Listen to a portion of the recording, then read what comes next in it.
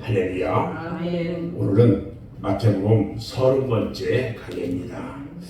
마태복음 4장 1절로 2절 말씀을 통해서 금식 기도의 성경적 고찰, 이런 제목으로 함께 말씀의 은혜를 나누려고 합니다. 금식 기도에는요, 분명한 목적이 따라야 합니다. 사람들이 금식 기도 이렇게 많이 말을 하는데, 무작정 금식 기도를 하는 것보다는 목적이 있는 금식 기도를 해야 합니다. 금식 기도에도요, 의식이 있어요. 그리고 하나님이 미워하시는 금식이 있다고 말합니다. 우리 주님께서는 바리새인의 기도에 바리새인들이 하는 기도와 그 다음에 세리의 기도에 대해서 비유를 통해서 말씀하시면서, 바리새인은 이것저것 자기 자랑의 기도를 드리다가 나는 일주일에 2번씩 금식했다 하고 자랑했어요. 그런데 그의 금식 기도는 하나님 앞에 연락되지 못했다, 이렇게 말씀하셨어요. 자랑을 목적으로 하는 금식, 사람에게 보이기 위해 하는 금식은요, 의식하는 금식이라고 우리 주님은 책망하셨어요.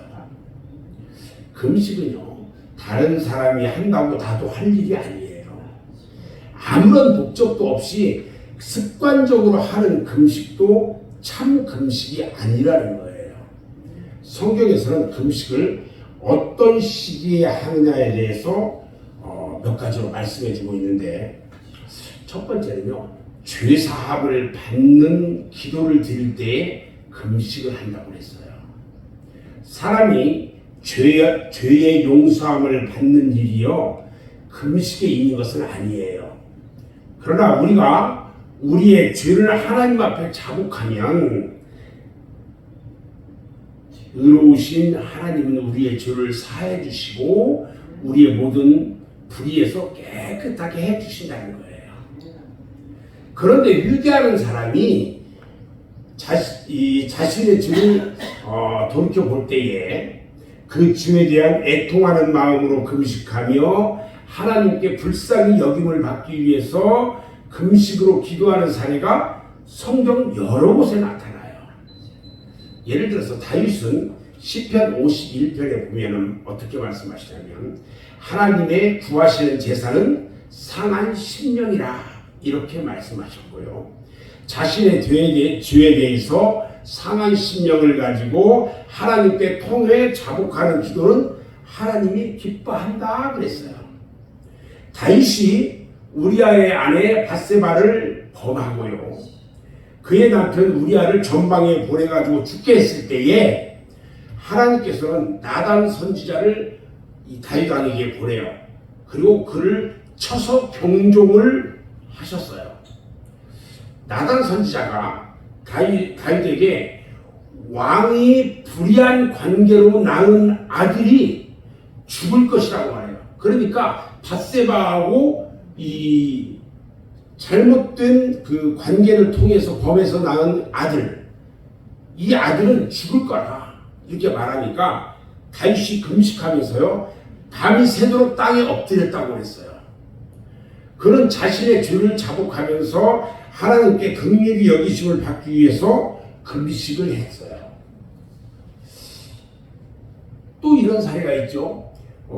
큰 성 니느웨 백성들은 그 범죄를 합니다. 그래서 하나님께서 그 니느웨 성에 불의 심판을 내리겠다고 하셨어요. 그래서 그 불의 심판을 받게 될 것이라고 요나를 통해서 경종을 하게 하셨어요. 근데 이 심판의 경종을 들은 니느웨 백성들이요, 다 금식했다고 해요.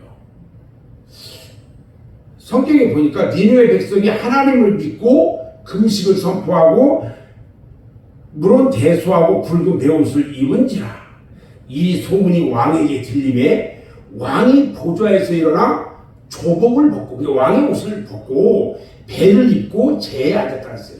회개했대요. 왕이요, 짐승에 이르기까지 다 베옷을 입히게 했고요, 금식을 명하면서 부르짖었어요. 부르짖었다는 것은 회개했다는 거예요. 하나님께서 이런 그들의 회개를 기뻐하시고 뜻을 돌이키시면서 재앙을 내리지 아니했다고 말하고 있어요. 열왕기상 21장 21절로 29절에도 보면 이스라엘의 악한 왕 아합 왕이 나옵니다. 그 아합 왕은 역대 왕 가운데서 가장 악한 왕으로 이름 높은 자예요. 그런데 그자가 금식 기도를 합니다. 그래서 하나님의 불쌍히 여기심을 받은 일이 있어요. 그가 엘리야의 입에서 나오는 하나님의 엄중한 경고를 듣고요, 자기 옷을 찢고 굵은 배로 몸을 동이고 걸음도 천천히 걸으면서 금식했다고 했어요. 하나님께서요, 그의 이 같은 겸손한 금식의 마음이 움직여서 그에게 내리기로 했던 무서운 재앙을 그의 아들 시대로 미뤘어요.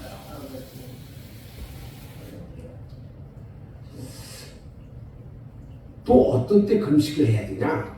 소원 성취를 위해서 기도드릴 때 금식했어요. 금식은요, 사명받은 사람들이 그 사명을 이루기 위해 기도할 때에 응답받는 방법으로 금식한 사실을 우리는 성경에서 찾아볼 수가 있어요. 우리가 잘 아는 다니엘의 경우를 보면 다니엘은 예레미야 선지자를 통해서 이스라엘의 징계의 연수를 알았어요. 몇 년 동안 징계를 할 건지를 알고 그는 자기 민족의 죄를 자복하면서 베옷을 입고 금식 기도를 합니다.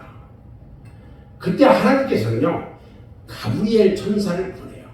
그래서 이상 가운데서 하나님의 계시를 다니엘에게 보여주셔요.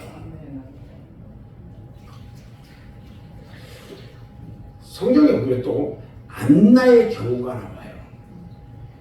안나는 과부가 된 지 84년 된 여인인데 그의 소원이 있었어요.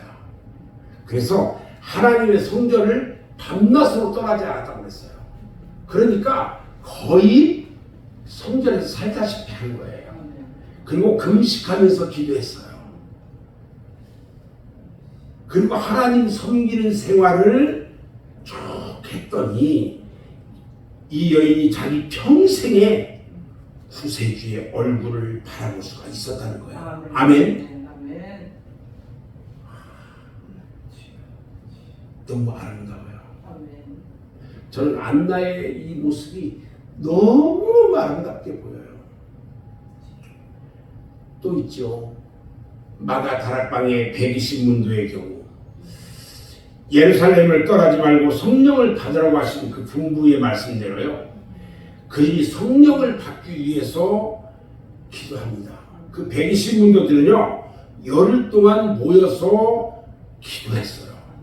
그들이 120명이 모여서 기도하는데 그냥 먹을 거 다 먹고 잔치하면서 기도했을까요? 아마 이들은 금식하면서 기도했을 거라고 짐작이 돼요. 그들은 이 기도로 성령을 충만하게 받아가지고 맡은 사명을 위해서 큰 일을 했다는 거예요. 아멘. 또 안디옥 교회의 경우도 그런 일이 있는데, 안디옥 교회에서 두 사람의 선교사를 파송하려고 했어요. 그때 그들은 두 사람의 선교사를 파송하면서 금식 기도를 했다고 했어요. 하나님의 일을 능력 있게 하려면 금식이 있어야 된다는 거예요. 이 외에도 나라와 민족을 위한 금식 기도도 있고요.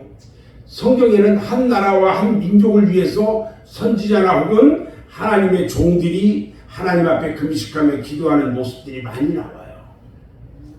비록 한 사람의 기도나 금식일지라도 진심으로 하나님께 그 민족의 죄를 자복하고 회개하며 간구할 때에 하나님의 응답을 받을 수가 있다는 것입니다. 아멘. 아멘. 저 이제 말씀을 마무리하는데 느헤미야의 기도 그리고 에스더의 기도가 그랬어요.